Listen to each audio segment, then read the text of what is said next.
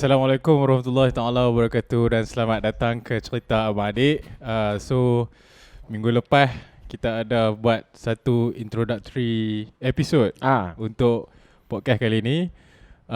Dan pada minggu ni kita ada satu guest yang istimewa kita bawa. Kita berjaya untuk memancing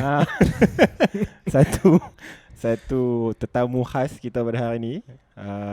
So hari ini kita ada seorang investment fund manager. So dalam bahasa Melayu tu apa? Investment fund manager. Pengurus Dana Pelaburan.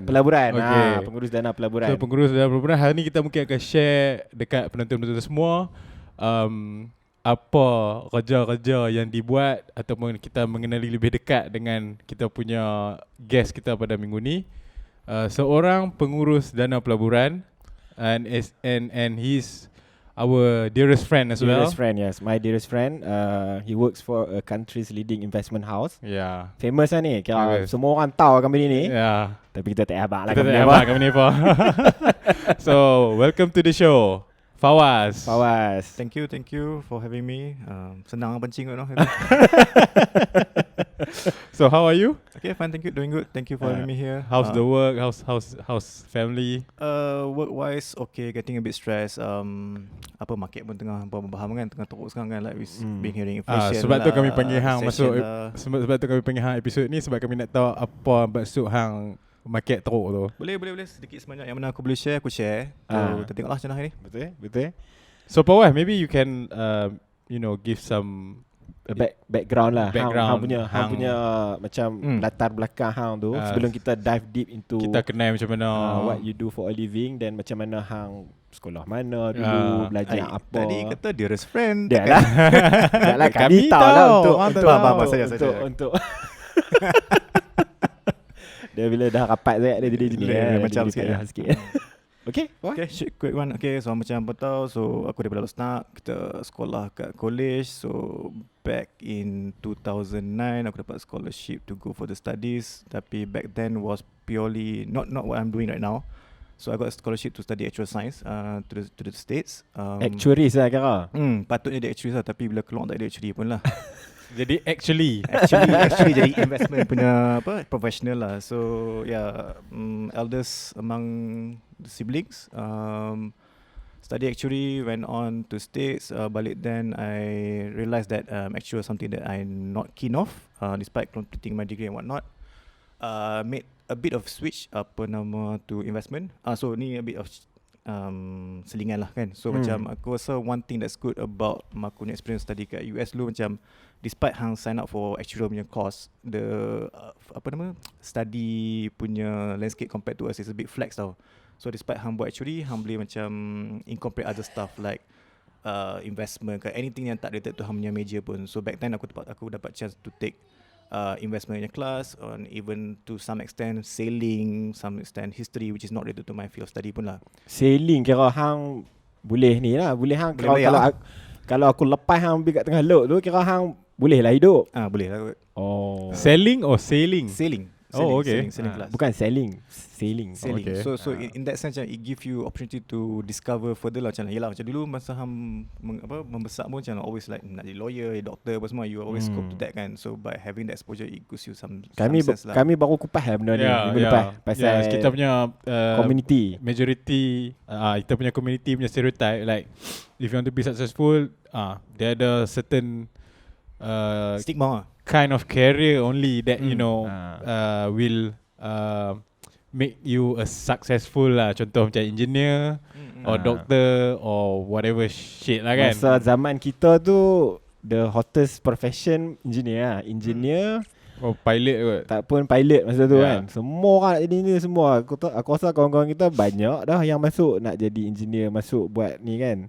So aku boleh relate lah benda tu. Macam like even aku pun last time hampa bukan dengan science actuary yang compared to doctor ke lawyer ke kan. So even back then macam aku come from a medical background.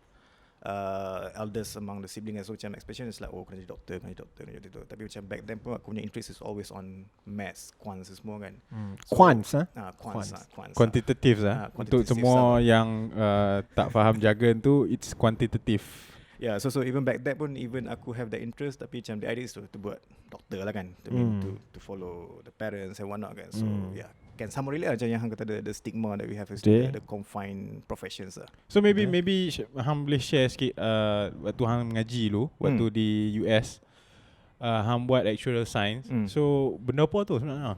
Okay, actual science is more of apa probability driven lah. So hang predict, hang forecast apa life expectancy apa semua. So macam yang aku boleh relate to insurers, like how they price the insurance products lah. Boleh bagi layman explanation tak? Layman explanation to basically to come up to formalize a pricing for a. No, I mean on how you do that, on how you derive a certain insurance package price. So I think the broad base is always data driven lah. Hang tengok the different demographic and I mean the age factor of a different countries. So from there hang formulate lah. So hang give the different assumptions into the mortality rate, kadar kehidupan atau kadar kematian. So from there hang to come up with the right formula. So adakah harga insurans di Maldives, okay, kita ambil Maldives, a very peaceful place, is cheaper than Malaysia? I think it's not an apple to apple comparison. You have the regulators in place as well. So macam there's no free market to all countries. So macam kalau boleh relate to Malaysia, macam like I think few years back it's always regulated by the central bank. So despite hang fair value or valuation per semua ni, macam in the end pricing hang tu tak mungkin make sense to the regulators sebab they know insurance in Malaysia compared to US or even Singapore is very underdeveloped. So they need some kind of intervention in that sense lah. Kira kita pun from that industry perspective, maybe kita masih on early stages or mid stage lah, rather than I mean to probably generalize, we are a third world country still kan. So so there are few things that still need to be under the purview of certain regulators for us to be steering the ship in the right direction. I see. Menarik. Tapi tu kan daripada hang seorang actuary, hang pernah kerja dengan insurance company kan. Before this, one of the so well-known insurance company. Yep. So I mean as a fact I'm a scholar, JPA scholar kan. So memang part of the perjanjian tu kena balik Malaysia and then serve accordingly lah kan. So hang kena serve dalam bidang maksudnya? Ya, sepatutnya sebab aku dah complete satu bidang dan kena practice that bidang lah. Aku tak tahu benda tu. Aku ingat all these scholars, the thing is you have to come back and just have to serve. I thought that when you receive JPA scholar, you have to come back and serve the government as pegawai takbir diplomatik. Tak. So I think if there are few preconditions and few hierarchy lah kan. So firstly balik kena report to SPA kan. So report. Kalau tak jadi isu yang baru sekarang kan. Ada baru apa ni? Ada yang seorang sekolah JPA balik tak report. So now there's some debt that need to be dia tak sempat report or something, tapi dia actually working in Malaysia, tapi adalah isu kan yang quite I think recently juga kan jadi benda kan. Quite few months back lah. So so to ikut the step tu, balik report to SPA and then SPA recognize that you came back. Then itulah kalau boleh start cari kerja yang berkaitan dengan field of study first, and then itulah the sequence. Kalau tak dapat kerja boleh pergi ada fields lah. So so aku balik, aku was in one of the reinsurance firms to be exact. Was practicing what I studied, which is actuarial modelling, and also being a broker at the same point. So dua role lah. So when you started working as a broker, then you feel interested in not really. So aku go back to the point that masa aku kat US, despite doing actual studies, aku ada options. Even dekat actual study dekat universiti aku pun boleh pergi either two schools, either business school or specific quants punya school. So I always wanted to have more options. So aku masuk dalam business school. So dalam business school tu lah aku punya elective lagi more investment related lah, macam like marketing or macam corporate finance. Whereas kalau aku pergi yang the maths or quant school tu memang like very semua ni lah very numerical, numbers driven lah. So back then also I had an intention to do so to venture out to other stuff.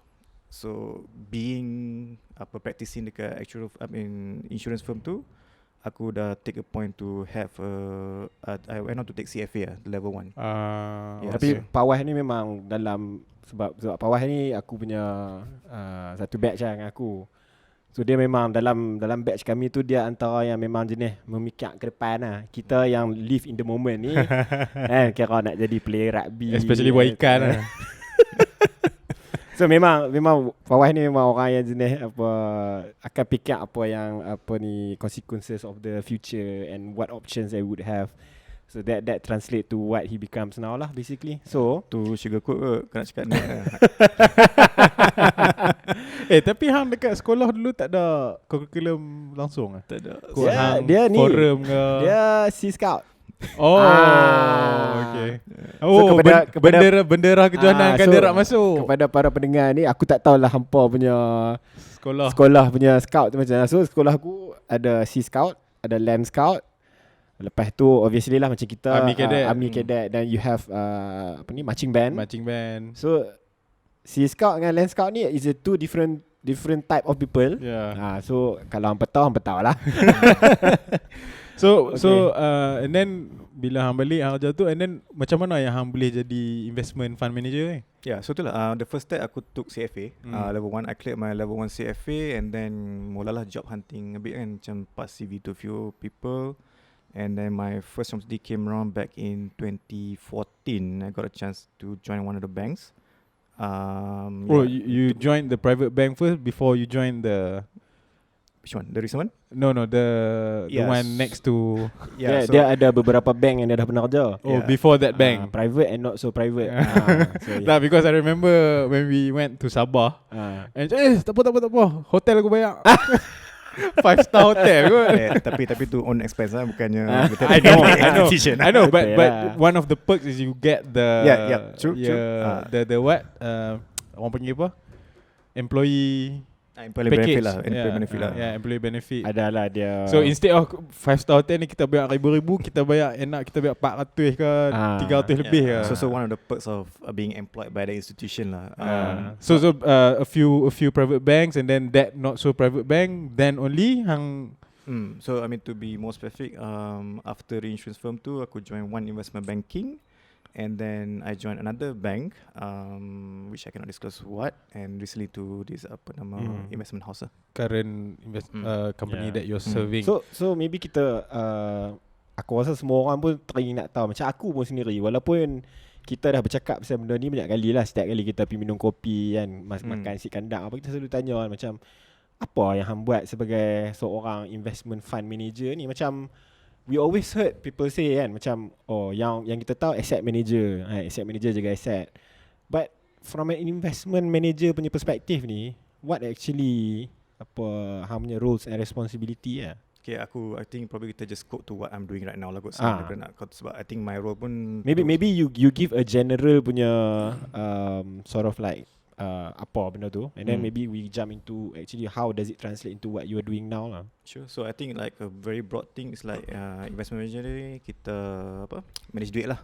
So we get the seeding of money from the different sources, be it commercial or institution punya money semua. So we got that source of funding, and then from that fund kita manage accordingly lah via the different asset class. And how we manage that is according based to our different mandates that we have for different funds and the different asset class that we can participate lah. So I mean that is so textbook answer, but can you like explain macam mana what is your day to day activities macam tu. Contohlah macam ni, okay, hang masuk meeting. Bos hang kata, okay Fawwaz, for your department I'm going to give certain amount of money, and then apa hang buat?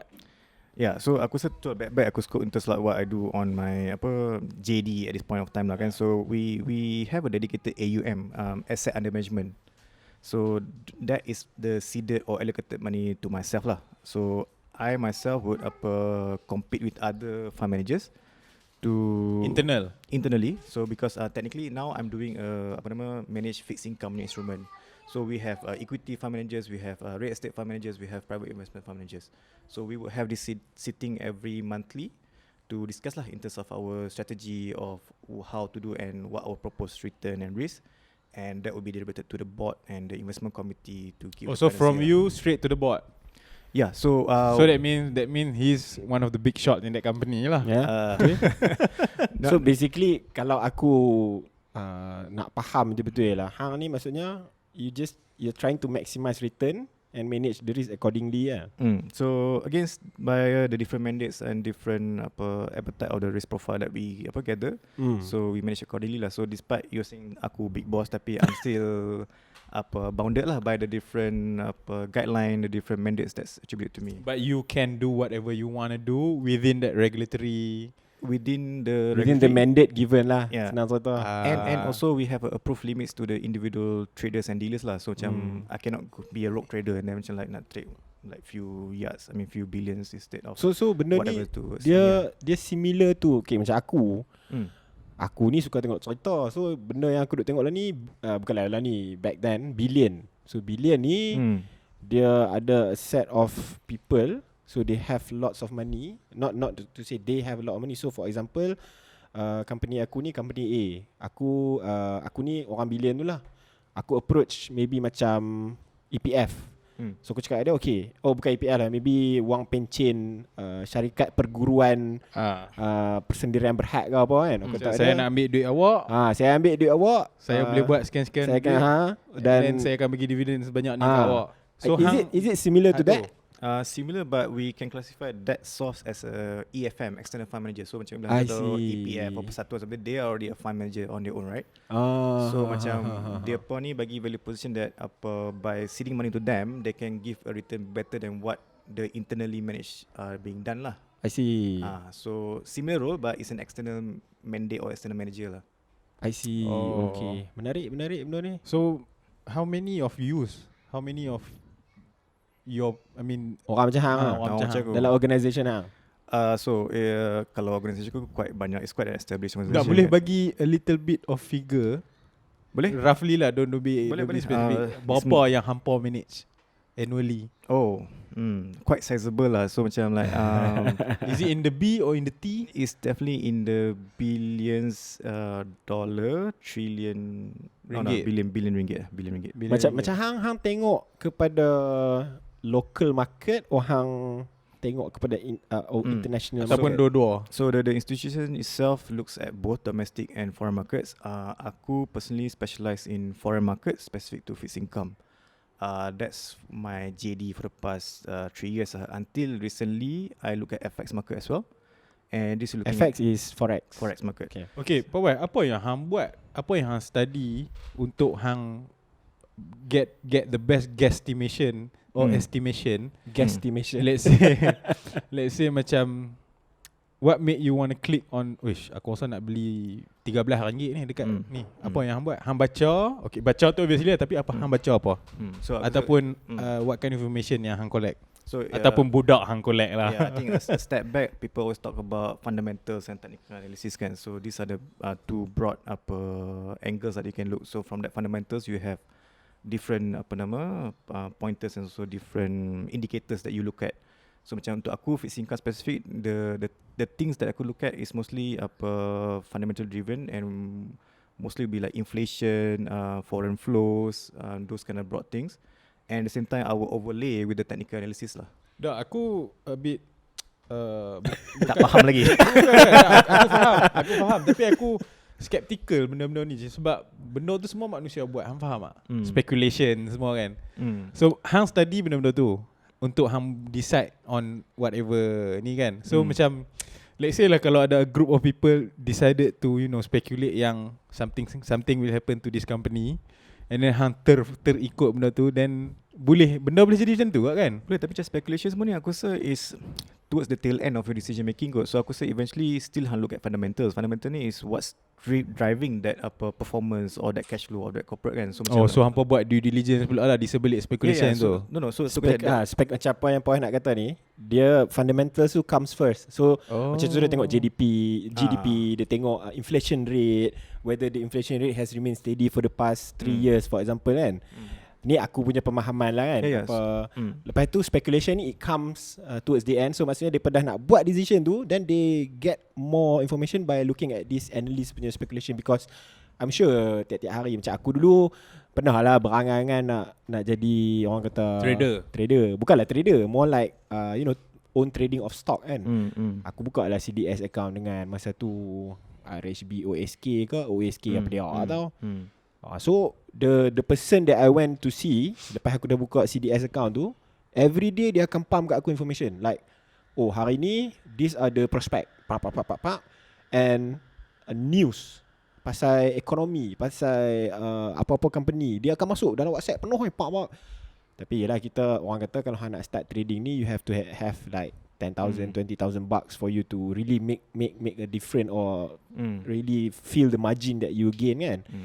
So aku dapat tu lah sampai lah, habis lah dah itu dapat Tak, email. aku rasa kalau kita tak tengok investment spesifik macam like how aku dah relate, macam contoh lah kita nak beli kereta. Nak beli kereta pun hang akan tengok different variables kan, macam hang dah punya own budget, brand kereta tu, and apa orang cakap pasal that product. So macam so bila hang cakap speculation ni baru fundamental, faham.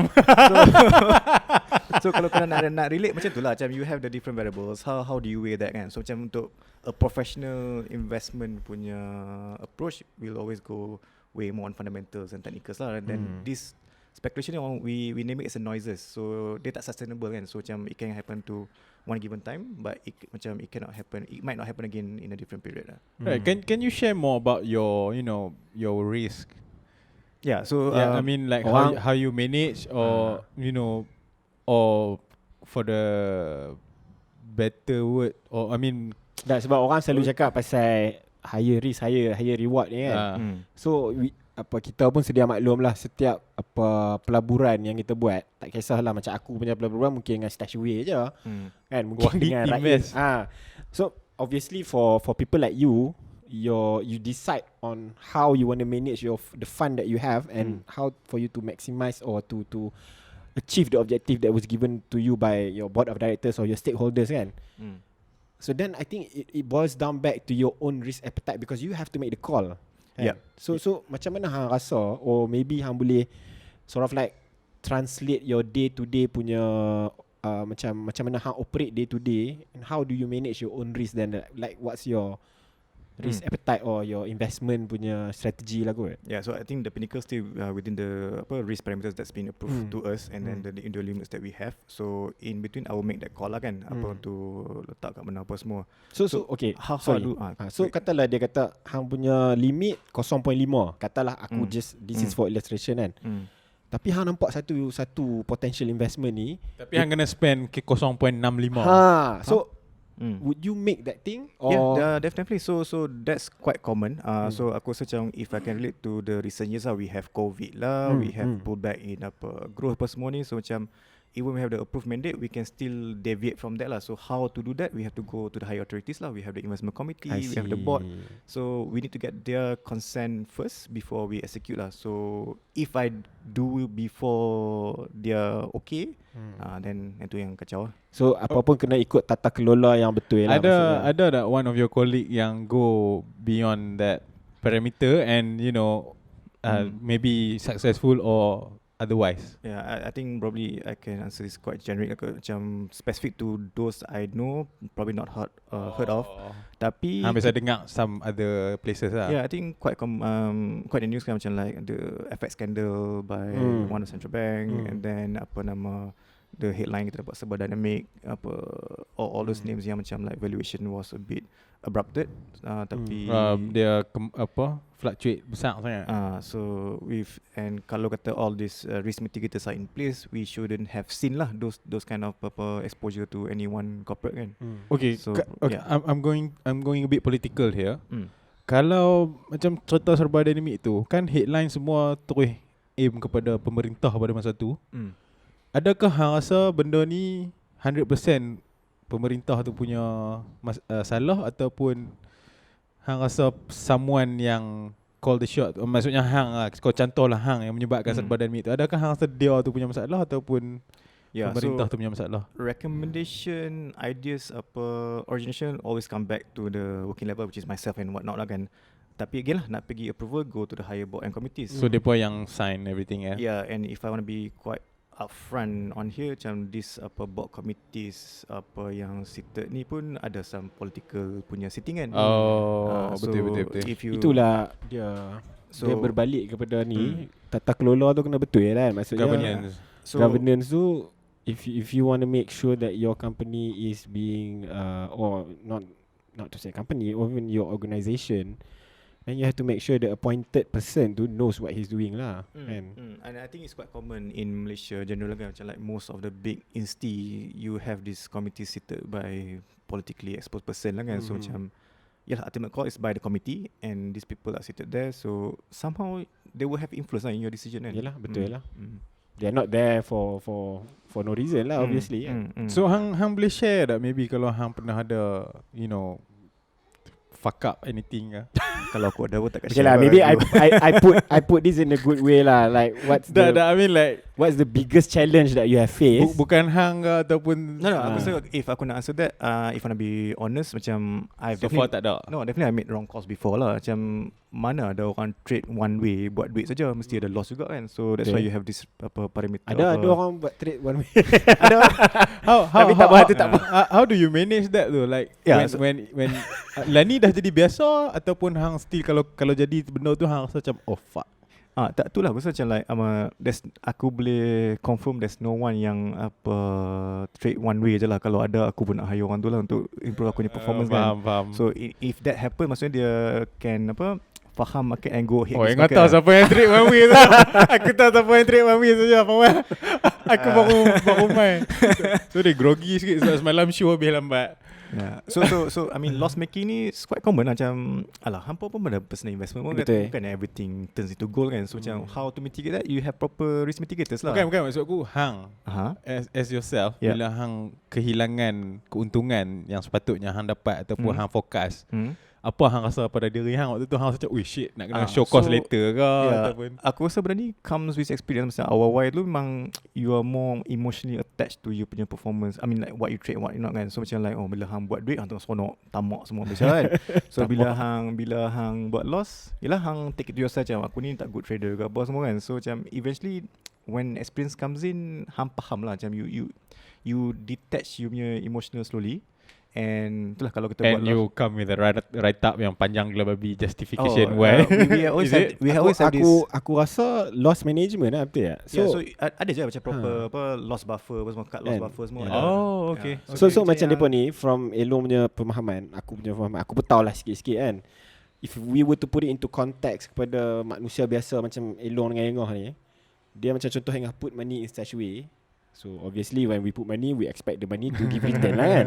But there will be time where, I mean usually if the market is good, then you will get lah return RM1. Katalah you put 200, then you get RM1 or RM2. Then that's a good one already. Because if you were to put that into perspective kan. But sometimes when you put the money in, then after 1 or 2 months you see 200 tapi now tinggal 170. So then it's about making you have to make the call whether I think the market is going to bounce back. So instead of 170, then next week or 2 weeks nanti dia akan jadi 200 or RM201 balik. But that's why aku rasa berbalik kepada soalan aku kepada hang punya macam mana hang manage risk tu kan. Because kalau you are not a risk taker, or you are a risk taker but not that extreme kan, then it's all about managing losses lah kan. So either you want to lose $30 now, or you will lose another $20 in the future, which akan jadi 150, ataupun in the future dia akan bounce back. So create gains pula. Macam tu lah aku rasa. So jawapan hang ni macam hang jumpa different orang will have different answers lah. Kalau hang tanya aku specifically, aku nurtured in to be a pessimist sebab start off of insurance satu kan. True. And then now aku buat fixed income. Fixed income ni bila times are bad yang tengah shock. Kalau macam times are great, growth apa semua, always the risky assets lah, like equity, oil apa semua ni kan. So bila tanya aku tak fikir upside sangat. It's more downside protection. So that's my thinking broadly when I invest lah. And again, the different risk tu, it will ties back to different mandates and different appetite of my investors lah. Okay. What is the I'm sure you have met a lot of people and a lot of people who doesn't know shit about investment, managing fund or investment in this sense kan. What are the most common myth yang hang biasa dengar? Macam contoh, macam bila aku cakap dengan hang lah, bila aku katakan aku rasa hang ni jenis maximum return, betul kata dah aku bukan maximum return, aku kena So apa lagi benda yang hang rasa orang, maybe kita boleh bust the myth that people have towards fund managers lah, or at least myth paling besar orang kami ni kaya lah. dah manage money orang. So, So sendiri mesti duit banyak kan. Definitely not lah. Definitely not lah. Kau tak kerja sendiri lah kan. But I beg to differ tu. Dia tak kaya, dia tak susah. So dia okay. Nah, so the common myth about investment professional ni is like dine and wine, big box sticker, sports car, Rolex tu padahal common myth lah kan. Padahal happy mahbub makan sup kambing Kan makan nasi tepi jalan. Pisu kambing pun tak bawa wallet Suka member bayar. So dia banyak. That dia bukan Fawwaz lah. Fawwaz dia selalu bayar kalau dia keluar makan dengan That's how you manage fun lah.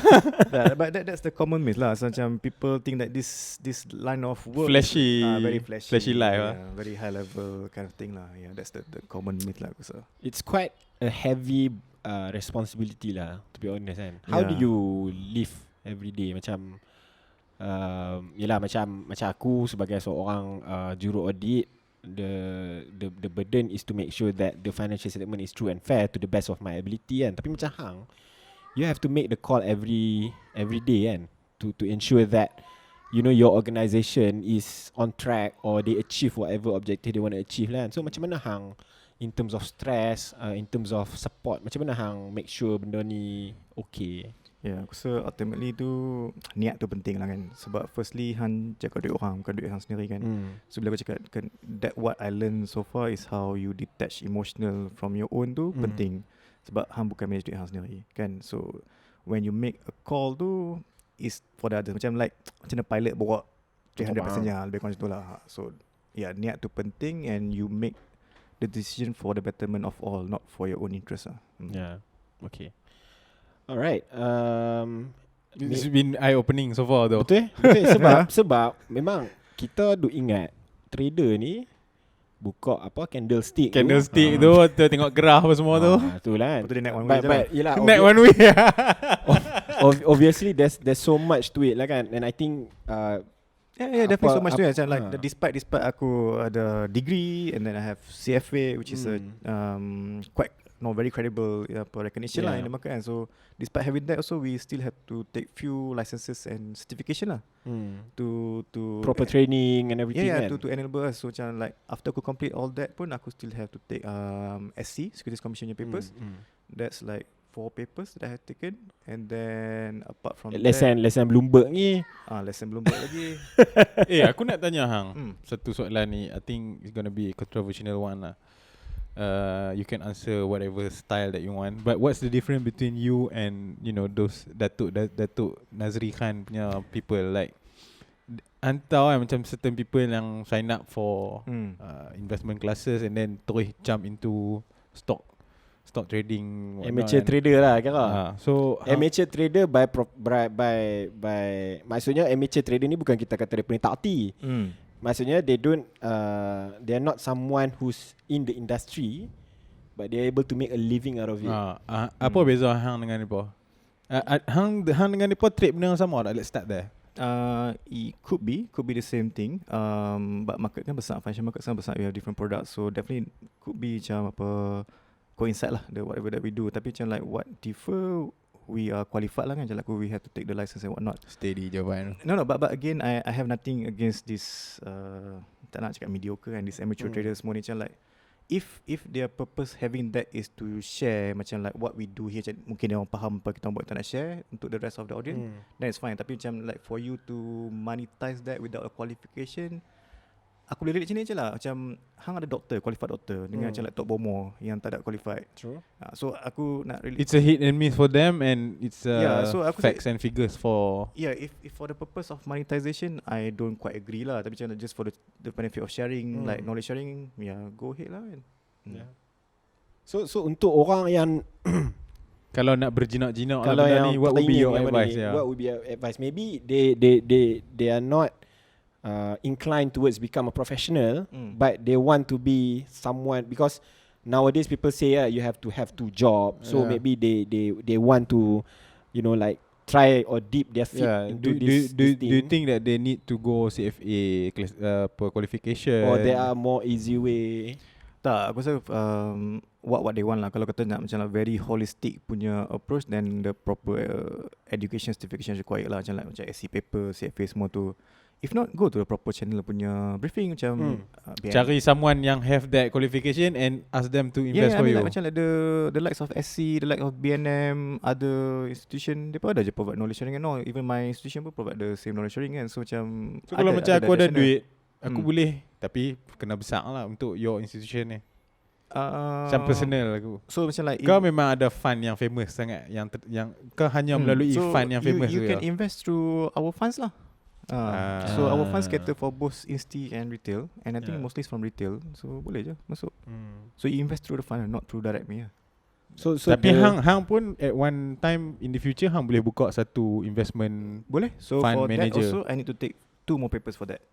To run my own So to have your own trading firm, you need to have papers to be licensed by the regulators. So macam my own fund management firm, not trading firm. Macam Datuk Dr. Nazri Khan tu, dia dah ada paper tu aku. I prefer not to comment lah kot. Tak boleh nak cakap lah, kita tak tahu kan. So betul lah. Tapi sepatutnya mungkin dia kena ada lah. Kalau ada, dia should advertise lah kot dalam dia brochure ke apa kan. Tapi tak ada no. Tak tahu, check. Tak pernah check lah. Tapi aku pun first time dengar kan. Macam tak siapa dia kan. Tak apalah, kita tak payah kupas lah benda tu kan. Tapi aku adalah peers aku yang started off as a professional investment punya advisory, and now dah end up buka sendiri, but they took the papers lah for them to set up their own. Even aku punya. Is it more profitable though? Depends lah. I mean like, for personal gain, is it gonna be Rolex and sports car for you? It really subjective. Macam now aku buat like triple, four-fold income pun semua, tapi I'm still tied to my day-to-day salary kan. So macam tak ada macam like profit sharing semua. So if you do that and you have the asset size yang cukup, you make the right call, then I think it boils down to your ambition lah, what you want to be kan. Because some people, they want to stay in the professional line and they will end up, being one of the leaders within any organization. And some of them, they want to use the specialty or skills that they have and make money from it lah. So banyak je private equity firm yang ada kat Malaysia. Aku baru tahu benda ni sebenarnya. Kat Malaysia ni banyak. Tak payah specialize to investment je. Macam like, kalau relate to medical balik, macam doktor kerja kat hospital dengan doktor buka klinik, sama kan? Macam like that's a good analogy actually. Yes, true, that's true. Betul? Kira dulu dia kerja mekanik kat Proton, lepas tu dia buka mekanik, kedai mekanik sendiri. Buka kedai basikal. Kedai basikal. Faham? Okay, aku elong asal memang banyaklah benda kita belajar. Dia satu macam mana kita nak tahu benda tu interesting ke tak. Sampai soalan kita pun kita tak boleh nak tanya dah. Tapi aku rasa jawapan dah terindam banyak ni. Kalau nak cakap panjang tak habis kot ni. Tapi aku ada satu soalan yang aku memang nak tanya. Memang soalan ni sebab hang memang fund manager kan. So kalau hang ada 1 million ringgit right now, what are you going to invest it in? So fixed income. Kalau tanya aku, looking at what I do, definitely aku suruh letak dekat aku punya asset lah kan. So macam like hantar your asset gonna be doing well, is it? Not necessary kan. So aku rasa kita relate to the market dynamics right now lah kan. So macam now people are talking about onside of recession, high inflation kan. So macam like if I have that kind of money and where I should allocate is probably cash like lah kot. So now memang the term cash is king tu memang betul lah.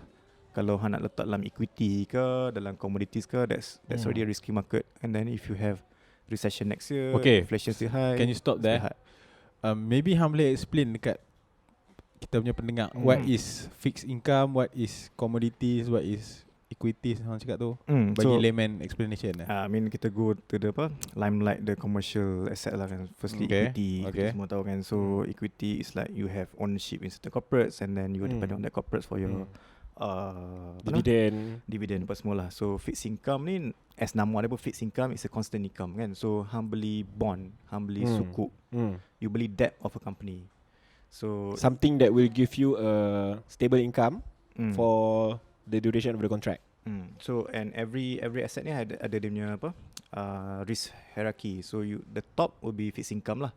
So bila company issue bond, and if they have to liquidate, they will bayar the bondholders first, then pergi ke equity like ke bawah tu. So that's the risk. So kalau siapa nak beli bond ni kena cari bank yang tengah teruk lah. Tak semestinya ke. Okay. So Ada juga bank-bank yang akan liquidate dia punya bond untuk tambah income ke macam mana? And tak semestinya bank je. Ada je corporate yang issue bond, government issue bonds. So it's not just bank lah. So fixed income in general is a FD like, fixed deposit like, tapi you have the NAV appreciation volatility lah, rather than letak lah FD, hang tak dapat apa-apa, mature dapat. Betul. Sebab dia bagi hang apa ni, kalau macam bond dia ada interest rate, or orang panggil apa, coupon rate. So dia ada coupon tu. So So FD pun ada coupon kan. So FD ada coupon, tapi saya kalau hang beli 1 year FD, so hang dapat coupon after 1 year. Kalau hang uplift in between, hang tak dapat apa-apa. Fixed income yang lain sikit, in between kalau hang uplift, hang jual that bond pun hang dapat accrue until that point. Okay. So kalau dapat juta lah ni, hang invest dalam fixed income lah ni? No, cash. So macam sekarang stash away. Now cash is king. Tak stash away, ambil yang the cash like lah, jangan ambil yang equity like. Aku hari tu aku tak tahu boleh apa. Itu bawa keluar habis lah semua. Itu biasa. Bukan hang seorang. Pasal keluar habis tu aku setu juga apa, it depends on your risk appetite. Risk appetite, yeah, that's so true. if you can stomach risk appetite and the need for cash. Itu hang kena invest dalam unicorn lah kot. Weh, aku nak tanya hang. Aku ada dapat satu soalan ni. Ada orang tanya aku, kenapa efek COVID jadi tahun depan? Kan daripada semua lah ni speculate yang next year is going to be a very tough year apa semua because of COVID. Whereas now dah. Ya, aku rasa bukan jadi next year because of COVID. I think it's more of wrong policy calls. Sebab COVID is something yang substantial, yang people tak expect langsung, even bigger than GFC. So hang kalau what's GFC? Global Financial Crisis back in 2008, yang the Lehman punya issue apa semua tu kan. Market turmoil back then, compared to macam something yang tak pernah jadi. So kalau hang Google lah, the word unprecedented is the most Google word back in 2020. Because we never been unprecedented, uncharted, semua ni benda yang tak pernah jadi. So macam the policy makers, the central bank, the governments, they make a call macam nak fix cepat. So asal sekarang semua dengar asal OPR kan, OPR tengah naik. So macam dulu bila benda jadi, macam OPR was turun like very drastic. So bila daripada 3% cost of OPR to like say 1%, that spur the market lah. So macam back then macam like you have the backing of this regulators to support your investment apa semua. Now that is slowly being taken off balik. Nampak lah sekarang orang komen OPR naik semua kan. So that's the cripple effect lah, because of the policy cost that was made back then. To support kena buat, tak buat tak boleh, lagi teruk. But now you're paying the consequences lah. And this is not the first time we're seeing this. Kalau back in 1970s, 1960s, ada je the spirit of high policy rate, high inflation semua kan. So yeah. So scary lah. I would say so, sebab tu kata cash is king now. So apa extra cash yang ada, park your money in saving FD like lah. Kalau what I can advise now, because I think the uncertainty is still there. Until we come to a stable state, then probably we can relook at our investment punya appetites lah. Kalau cakap pasal ekonomi ni, pasal duit kan, lah ni memang betul lah, puan Syed, it's a scary thing. Aku sampai tahap tak mau fikir. Bila hang fikir, hang jadi macam no, because you have your own macam aku makan gaji. So hang dah ada set of money and a set of commitment that you have. And then you know from the income and the commitments that you have, berapa banyak hang boleh save. And then on top of that, obviously sometimes we would want to celebrate things in life. Then you have to spend more lah kan. Macam anniversary pun tu. Tak, macam nak set up podcast. Lepas tu, when you keep on thinking about that, and the fact that you can't hit the, orang kata sort of like forecasted, kan orang duk kata at least 3% of your salary needs to go to your saving. So bila hang rasa macam aku tak boleh nak bagi 3% ni, so hang jadi kusut tau, hang macam jadi serabut lah, jadi rosak kan. Dia macam jadi biak. Biak. Jadi apa? Jadi baca apa ni, Allahumma yasir wala tu'asir, semoga dipermudahkan. Dan tapi I mean, joke aside, it's something that you should, that I think everybody, our listeners pun, you should think about, like because the market here is very uncertain kan. Macam aku pun sebagai juru audit, bila aku audit aku punya klien pun, benda pertama orang bertanya pasal itu lah. What's your cash balance to meet your obligation for the next 12 months, and what are your funding, what is your expected funding requirement to ensure that, you know, because at the end of the day kan company hang kena make sure it's ongoing concern basis kan. So benda-benda yang sama tu lah, you have to think about that. So yalah, betul lah apa yang dia cakap. Tapi tu lah Elong kata macam Elong tak apa. Aku rasa yang what's worrying kalau hang rasa hampa sendiri bukan rasa this year kan, macam the fact that you need to have that savings more, that part has been constant kan, macam that 30% lah kan. But your cost of groceries, if you can relate lah, macam naik kan. I can relate. Cost of grocery rasa gila. I tu beli udang. Aku duk beli udang kat ada satu kedai dekat Bangsa ni. So masa duk beli dulu macam mahal, tapi tak apalah, pejam mata. Lah ni nak pejam tak boleh dah. Dia punya mahal. So my point is that lah, macam that side of expenses semua tengah naik kan, tapi you saving hang ni constant. Betul. So macam mana nak make up? So sebab tu aku tak kena, if any excess cash mau park in cash. Sebab tu dia kata excess. So macam kalau tak ada excess, tak apa. Jangan pening lah. Jangan pejam. Kalau tak ada excess kena cook lah that. Yalah, aku faham lah. Aku faham saja ya, bagi pendengar-pendengar gelak-gelak sikit. Okay Fawwaz, aku ada satu soalan lagi nak tanya hang. What is the one question that you wish we had asked you, and how would you answer that? I mean, you know, hang on the way nak main sini kan, hang mesti dah macam, sekejap lagi mesti mereka akan tanya benda ni. Tapi tengok tak tanya pun. Aku rasa macam maybe the question like, what make me end up in where I am today kot. So apa? Gut feel kot. Tak, sebab hang, okay, aku, yelah, kita dah berkawan lama. So aku kenal hang memang orang yang sentiasa analyse decision yang hang buat tu. So hang mesti dah ada like masa hang dekat Wisconsin, hang nak balik Malaysia, lepas tu hang jadi broker, and then you went on to the investment bank, then you end up as a fund manager. But how do you chart, like apa hang punya, how do you chart your way? Is it pre-calculated or it's just masa hang kat situ hang rasa this time around I'm gonna be someone jaga duit orang?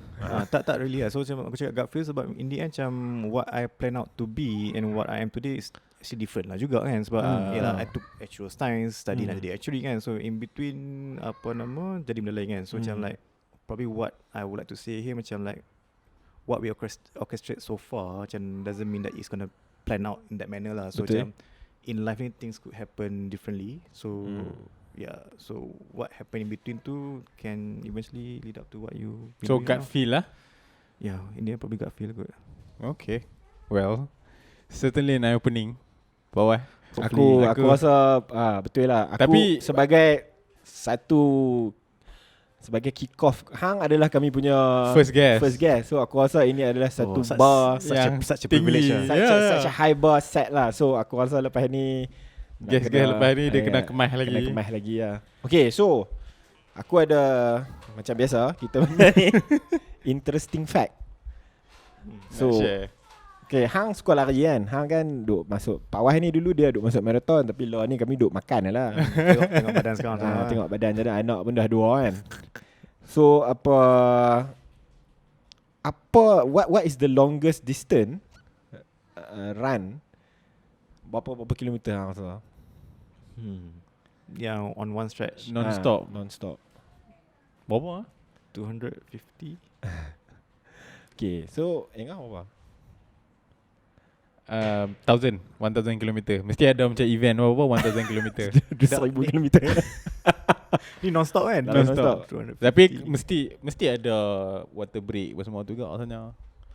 Aku sebelum ni aku pernah dengar ada satu podcast Ultra Runner. So dia memang masuk event. So dia ex-military. So dia lari, dia kata satu competition tu dia akan lari non-stop 150 km.